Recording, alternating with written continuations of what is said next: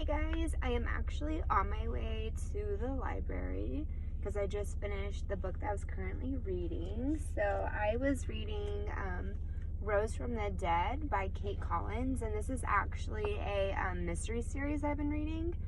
I actually read the first book on my phone on an app called Libby, which I'll actually make a separate video about. But since I'm starting book talk whenever I'm on book 6 of this, I just kind of wanted to give like a quick summary of all the other books before it because I actually really do enjoy this series. They're pretty quick reads. They're only about 300 to 400 pages, and I really love the main characters, and the murder plots are always pretty, I wouldn't say they're easy to figure out, but they keep you guessing, they keep you intrigued. So, yes, I do have sticky notes because that is just me. I'm a type A person. But the first one was Mum's the Word. So Mum's the Word is where we get introduced to Abby. Abby is a redhead who had just dropped out or failed out of law school, which is really disappointing to her parents because her two older brothers are doctors or lawyers. I think one's a doctor, one's a lawyer. And her mom is a school teacher who does art on the side, and her dad is a retired cop because he got shot in the leg, which caused him to have a stroke and be paralyzed. But since she failed out of law school, Abby decided to buy a flower shop called Bloomers. Abby had worked at Bloomers during the summers during school, and she really enjoyed it. And come to find out, the owner of Bloomers, Lottie, her husband had a lot of medical bills because he got sick, and so she couldn't afford to keep Bloomers open anymore because of the medical bills. And Abby, loving Lottie and loving flowers, decided to buy it and keep Lottie on as an employee, which I think is really amazing of her. She also has an employee named Grace who is British, and she's a retired secretary, and she makes coffee and like little biscuits for people to come and to the little cafe that is attached to the flower shop. Also down the road, like literally just a few blocks from the flower shop, is Marco's pub called Down the Hatch. Marco is he's Italian. He is ex-Navy, ex-cop. He stopped being a cop because he didn't like to follow the rules. He wanted justice, so he became a private investigator. And they just so happened to meet after somebody hit and ran away from Abby's yellow Corvette. So Abby wants to find who hit her yellow Corvette, and Marco decides to help her, and they end up having sparks with each other. And nothing really happens. They just kind of have an attraction.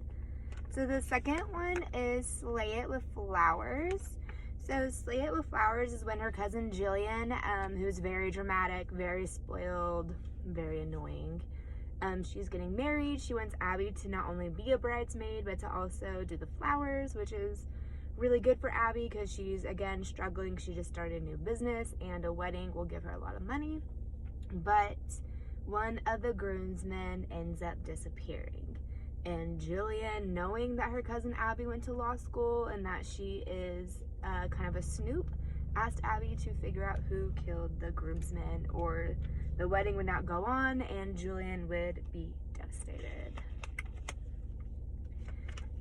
And again, Marco helps her with that. The third one was Dearly Depotted. Notice they all have flower themes. So this is at Jillian, her cousin Jillian's wedding. Abby is assigned to watch the 90-year-old grandma because I forgot to mention this about the first book. Abby's fiance when she was in law school is Price, and after she failed out, he basically broke up with her because his parents didn't think she was good enough for him because she dropped out of law school. And Jillian is married Price's brother, so yeah, kind of weird. But the grandma is Price's grandma, her ex-fiance's, but she likes Abby better than Price or the brother, so she gets in charge of watching her. and she took her eyes off of her at the wedding for like 5 minutes, and then Grandma found a corpse outside at the wedding. So Jillian asked her cousin to figure out what was going on so she could get her wedding videos, because the wedding videos were taken as evidence. The fourth one is Snipped in the Bud, which is where Abby had to deliver flowers to the university she failed from because someone bought them for her. But come to find out that when she got to the office where the professor was, who failed her, they got into an argument, and then she leaves and comes back because she wants to finish the argument, and he's actually dead. So of course, since she was one of the last ones to see him alive, she is a suspect and has to clear herself. The fifth one is Acts of Violets. So this is where they're at a festival called the Pickle Festival, and a clown harasses her.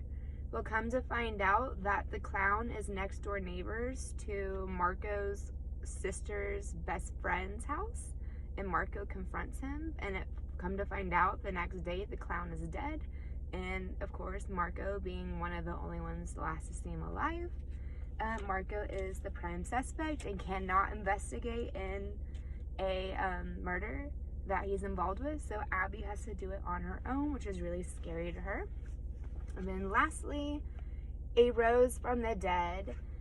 This one, they were actually at a funeral convention, so that was really weird of a setting.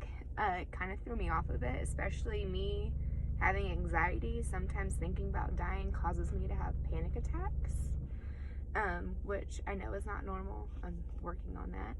But, yeah.